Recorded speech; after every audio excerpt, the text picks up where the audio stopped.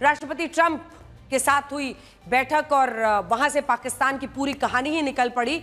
लेकिन इस बैठक में पाकिस्तान समेत सभी मुस्लिम देशों ने फिलिस्तीन के मुद्दे पर चर्चा की और इससे पहले तुर्की ने हमास को आतंकी संगठन मानने से भी इनकार कर दिया। लेकिन इस सब के बीच मुस्लिम देशों को इस राजनीति को इंडोनेशिया के राष्ट्रपति प्रबोवो सुबियांतो ने आईना दिखा दिया। उन्होंने संयुक्त राष्ट्र की महासभा में कहा कि दुनिया को इजराइल के वजूद और उसकी सुरक्षा को भी स्वीकार करना होगा और जब तक इजराइल को सुरक्षा की गारंटी नहीं दी जाएगी तब तक असली शांति स्थापित नहीं हो सकेगी। सुनिए। Indonesia's complete support for the two-state solution in Palestine. We must have an independent Palestine, but we must also recognize, we must also respect, and we must also guarantee the safety and security of Israel.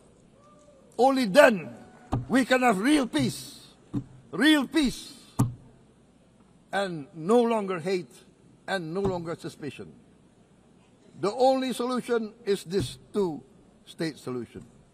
Two descendants of Abraham must live in reconciliation, peace and harmony.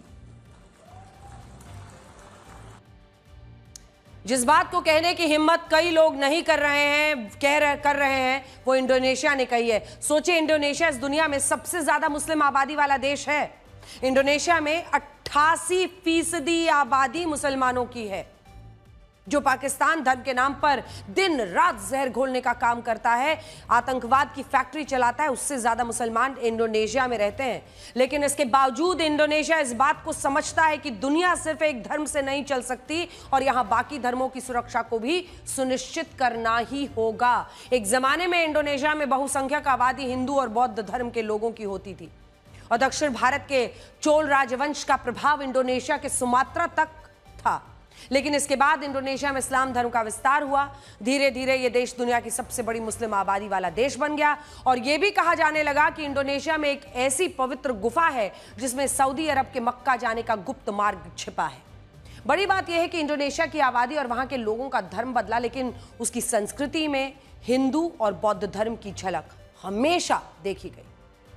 और आप संयुक्त राष्ट्र में उनका ये भाषण सुनिए जिसमें उन्होंने इस्लाम धर्म के अभिवादन के साथ ओम शांति ओम और नमो बुद्धाय भी कहा। सुनिए।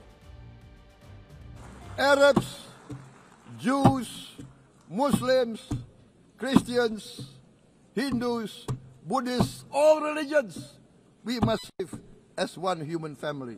Thank you. Wassalamualaikum warahmatullahi wabarakatuh.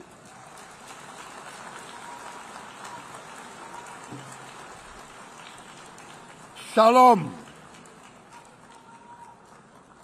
Om Santi, Santi, Santi Om. Namo Buddhaya. Thank you very much. May God bless us all. May peace be upon us. Thank you very much. आजकल हमारे देश में ज्यादातर लोग अपने अभिवादन में हेलो, थैंक यू और हाय, ओके कहते हैं, लेकिन भारत की प्राचीन गुरुकुल परंपरा में ओम शांति या ओम शांति ओम कहा जाता था। इसका अर्थ होता है शांति के मूल रूप को समझना। जब आप किसी से ओम शांति या ओम शांति ओम कहते हैं तो यहां आप शांति की कामना कर रहे होते हैं और सनातन धर्म में शांति को ही सबसे बड़ी शक्ति माना गया है और इंडोनेशिया के राष्ट्रपति ने अपने अभिवादन में इसी ओम शांति ओम का जिक्र किया। खैर, इस सबके बीच संयुक्त राष्ट्र में एक ऐसी घटना भी हुई जिसके बाद पूरी दुनिया में इजराइल की खुफिया एजेंसी मोसाद की चर्चा हो रही है। कल जब संयुक्त राष्ट्र में इंडोनेशिया के राष्ट्रपति प्राबो सुबियांतो, तुर्की के राष्ट्रपति एर्दोआन, कनाडा के प्रधानमंत्री मार्क कार्नी और दक्षिण अफ्रीका के राष्ट्रपति सिरिल रामाफोसा ने अपने भाषण के दौरान फिलिस्तीन का जिक्र किया, फिलिस्तीन जैसे शब्द बोला, अचानक से माइक ऑफ हो गया। और अब इन घटनाओं को लेकर यह कहा जा रहा है कि क्या इसके पीछे इजराइल की खुफिया एजेंसी मोसाद का हाथ है। वैसे भी इजराइल को फिलिस्तीन पर इतना समर्थन मंजूर नहीं होगा।